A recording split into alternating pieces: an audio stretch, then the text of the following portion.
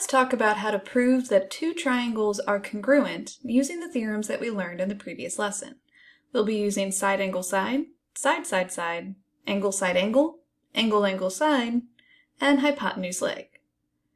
So for each of these proofs, we're going to be given some information about the two triangles is already congruent. Like in this situation, we're told that AB and BC are congruent, and that AD and DC are congruent.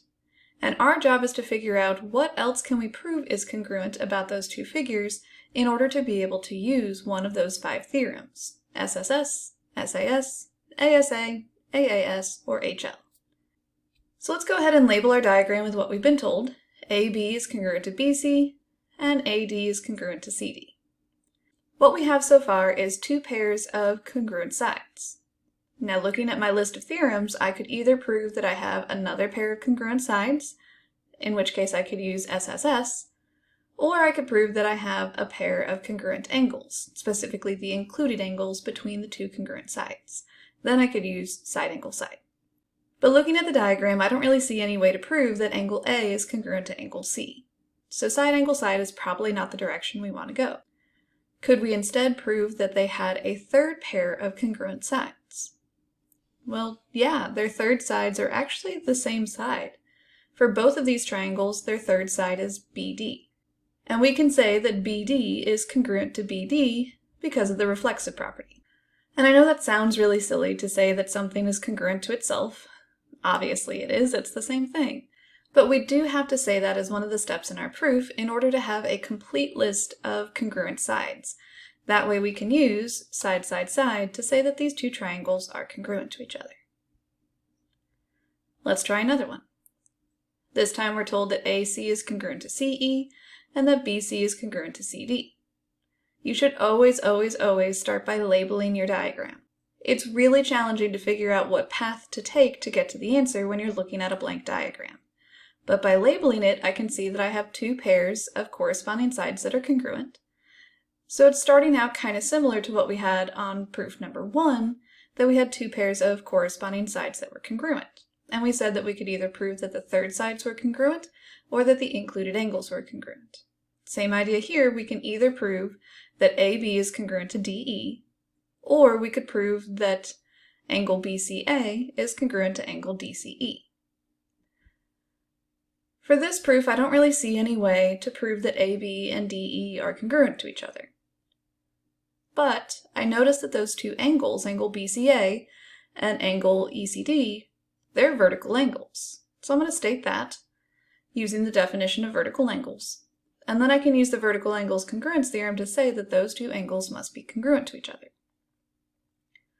So now I have 2 pairs of corresponding sides that are congruent, and their included angles are congruent. That's enough information to say that the 2 triangles are congruent using side angle side. For our next proof, we're told that we have 2 pairs of corresponding angles that are congruent. Angle DAE is congruent to angle BEA, and angle DEA is congruent to angle BAE. And we're supposed to prove the triangle ABE is congruent to triangle EDA. However, that's kind of hard to see in this diagram because our triangles are overlapping each other. I actually see a total of like 5 different triangles in this diagram, and it can be kind of confusing to keep track of what's what. In this kind of a situation, I strongly recommend that you redraw your diagram with 2 triangles separate from each other. If I just draw a triangle ABE, that's this part of the diagram, it would look like this if it was on its own.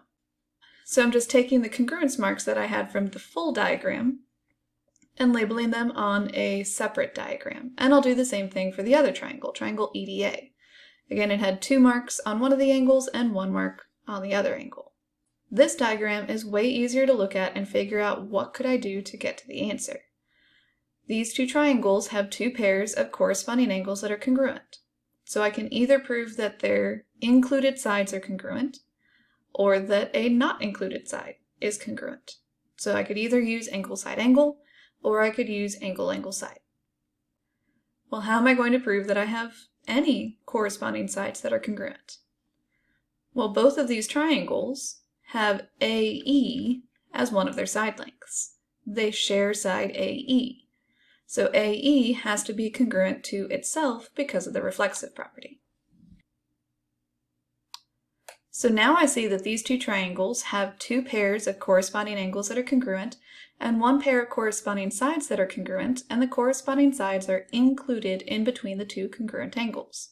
That would mean that the two triangles are congruent because of the angle-side-angle triangle congruence theorem, or ASA. On our next proof, we're told a combination of things. We have sides that are congruent and angles that are congruent. Let's go ahead and label our diagram. AB is congruent to DE, and angle B is congruent to angle D. So since I have one of each, I have both sides and angles, I have a lot of options here for how I could end up solving and showing that these two triangles are congruent to each other. If I knew that angle A was congruent to angle E, then I could use angle side angle. If I knew that angle ACB was congruent to angle ECD, then I could use angle angle side. If I knew that side BC was congruent to side DC, then I could use side angle side. There's lots of options here. So you have to pick the option that you actually are able to prove that information. For example, don't you see vertical angles in this diagram? Angle ACB and angle ECD are vertical angles because of the definition of vertical angles, and that would mean that they're congruent to each other by the vertical angles congruence theorem. So now I see that I have an angle-angle side situation. These two triangles have two pairs of corresponding angles that are congruent, and their non-included sides are congruent as well, so I can use angle-angle side to say that the two triangles are congruent to each other. Our next proof shows that little upside-down T shape. It's been a little while since we've seen that. Remember that that means perpendicular. So let's go ahead and label that AD and DC are congruent to each other, and then let's talk about perpendicular. What does it mean for two lines to be perpendicular? It means that they intersect to form right angles. So if AC is perpendicular to BD, then these two angles would both have to be right angles, and that's because of the definition of perpendicular lines. And we have a specific theorem for right triangles. It's called HL, or hypotenuse leg.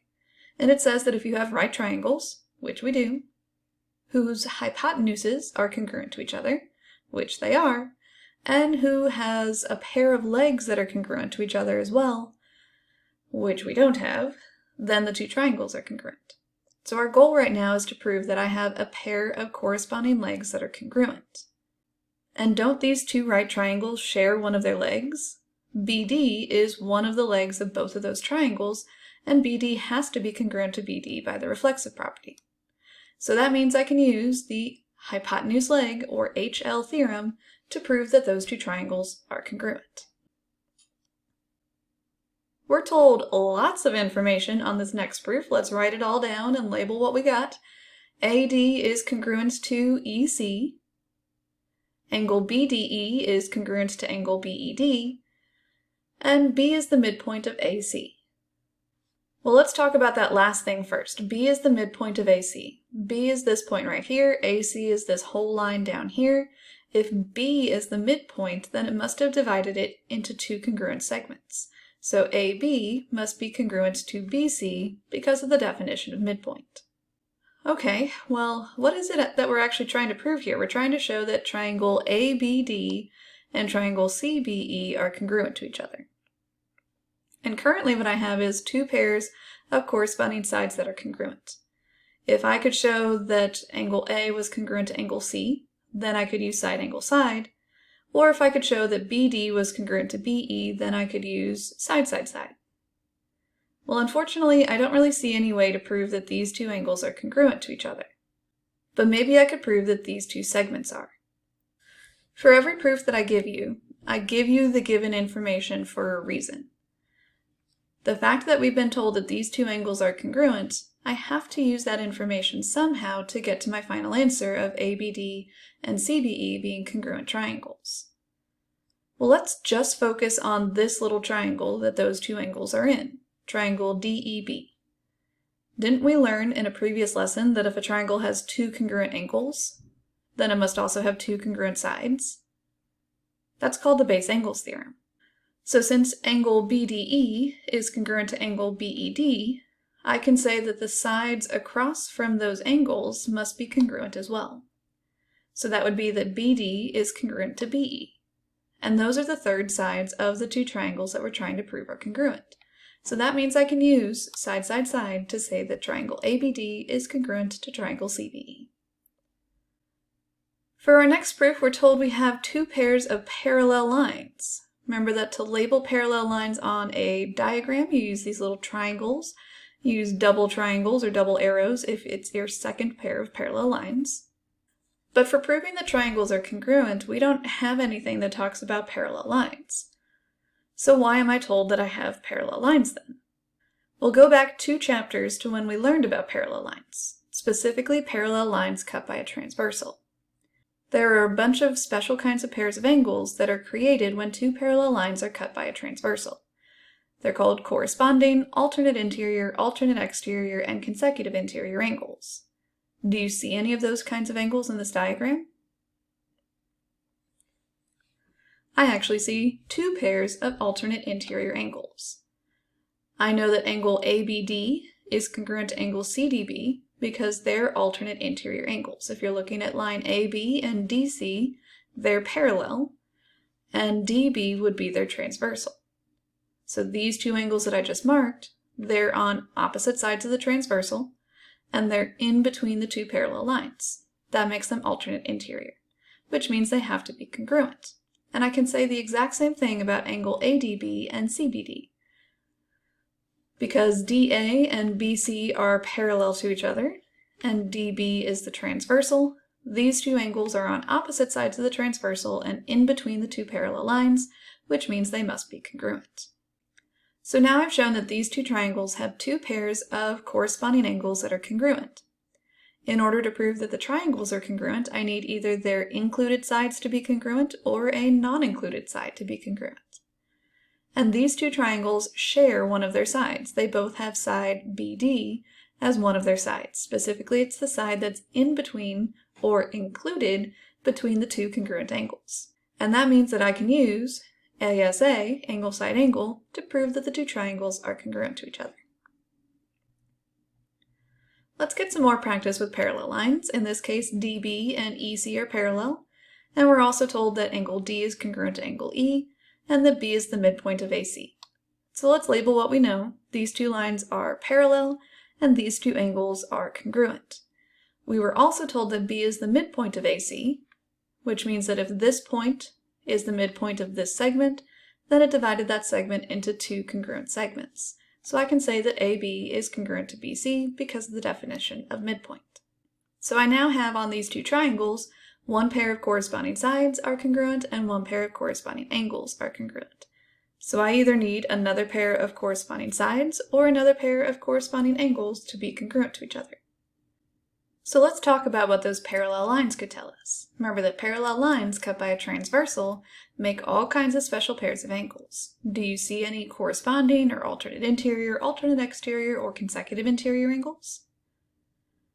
Well, in this case, I actually see corresponding angles. These 2 angles would have to be corresponding angles because they're both basically in the top left-hand corner out of the 4 angles that get created by the intersection of the parallel line with the transversal. It's a little bit harder to see on this kind of a diagram because you don't get to see all 4 of the angles. But they are indeed corresponding angles, which means I can now use angle side to prove that these 2 triangles are congruent to each other.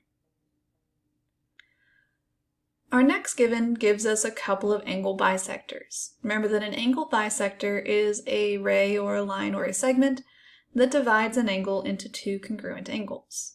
So if AC is the angle bisector of angle BAD, that means that these 2 angles must be congruent to each other.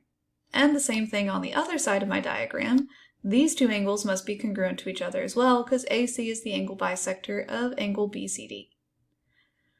So now in these 2 triangles, I have 2 pairs of corresponding angles that are congruent. I need to show that I have a pair of corresponding sides that are congruent as well. And thankfully, these 2 triangles share a side. So I can say that AC is congruent to AC because of the reflexive property. And now I can use the angle side angle triangle congruence theorem to say that the 2 triangles are congruent. Our next example shows 2 pairs of congruent angles. So let's label that on the diagram. Angle C is congruent to angle E, and angle DAB is congruent to angle DBA. This is another kind of diagram where I suggest either drawing the diagrams separate so that you can see the triangles individually, or in this case, honestly, it's okay to just shade them in because they're not actually overlapping each other. The two triangles that we're trying to prove are congruent are the ones that I just shaded in yellow. And so far, the only information that I know about those two triangles is that they have one pair of corresponding angles that are congruent. The other pair of corresponding angles that I was told are congruent aren't even in the triangles that I'm trying to prove are congruent. So why was I told that those two angles are congruent? Well, it's actually because of the base angle's converse. Since that triangle, the white triangle ADB, has two congruent angles, it must also have two congruent sides. And the sides that are congruent are the ones that are across the triangle from the congruent angles. So I can say that AD is congruent to BD because of the base angle's converse. So now looking at my two yellow triangles that I'm trying to prove are congruent, they have one pair of corresponding sides that are congruent and one pair of corresponding angles that are congruent. I need another pair of sides or another pair of angles. And I see vertical angles in this diagram, so I'm going to state that angle ADC and BDE are vertical by definition of vertical angles, which means they must be congruent by the vertical angles congruence theorem.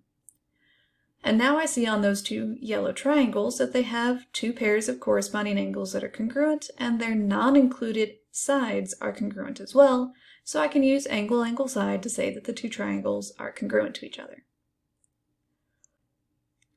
We've got lots of information on our next given. Let's write it all down. C is the midpoint of BD, D is the midpoint of CE, and AB is congruent to AE. Well, we can label that AB and AE are congruent to each other like so. And let's take a quick second to shade in the triangles that we're trying to prove are congruent to each other. That's triangle ABC and AED. And currently all I know is that they have one pair of corresponding sides that are congruent. But I was also told a whole bunch of midpoint information. If C is the midpoint of BD, then it cut it into two congruent segments. And if D is the midpoint of CE, then it also cut it into two congruent segments. So I can say that BC is congruent to CD, and that CD is congruent to DE by the definition of midpoint. And I would actually label all three of those with the same marking.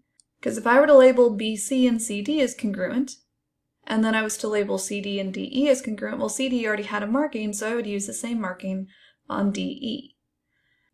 So on the diagram, it's now easy to see that BC and DE are congruent to each other. But what's my reason? What's that thing that allows me to say that since these two things were congruent and these other two things were congruent, they were congruent to the same thing, I can get rid of that middleman and just say that the first thing and the last thing were congruent. That is called the transitive property. So now I have two pairs of corresponding sides that are congruent in these two triangles. I need to either prove that either their third sides are congruent as well, or that their included angles are congruent. Well, if you focus on the entire triangle, triangle ABE, it has two congruent sides. AB is congruent to AE. And we know, according to the base angles theorem, that if it has two congruent sides, then it must also have two congruent angles. So I can now say that those two triangles, ABC and AED, are congruent because of side angle side. And for our last example, we're told that AB is congruent to DE, and that AB is also parallel to DE. So I'll label those two segments with both congruence marks and with parallel marks. Well, it's pretty obvious that we have vertical angles in this diagram, so let's start there. Angle ACB and angle ECD are vertical by the definition of vertical angles, which means they must be congruent by the vertical angles congruence theorem. So now in those two triangles, I have one pair of congruent sides and one pair of congruent angles. I need to either show that I have another pair of congruent angles or another pair of congruent sides. Well, let's use the fact that AB and DE are parallel to each other to get another pair of congruent angles, because remember that parallel lines cut by a transversal make all kinds of special pairs of angles. What kind of special pair of angles do you see in this diagram? Well, I see alternate interior angles. Angle B would have to be congruent to angle D because of the alternate interior angles theorem. You could actually also say that angle A is congruent to angle E instead, and it's for the same reason. So now I've shown that those two triangles have two pairs of corresponding angles that are congruent, and a non-included side is congruent as well. so I can use angle, angle, side to prove that the triangles are congruent. And that's all you need to know about using side, angle, side, side, side, side, angle, side, angle, angle, side, and hypotenuse leg to prove that two triangles are congruent to each other. In our next lesson, we're going to learn how to use congruent triangles to prove other things about the congruent triangles, with something called CPCTC, corresponding parts of congruent triangles are congruent.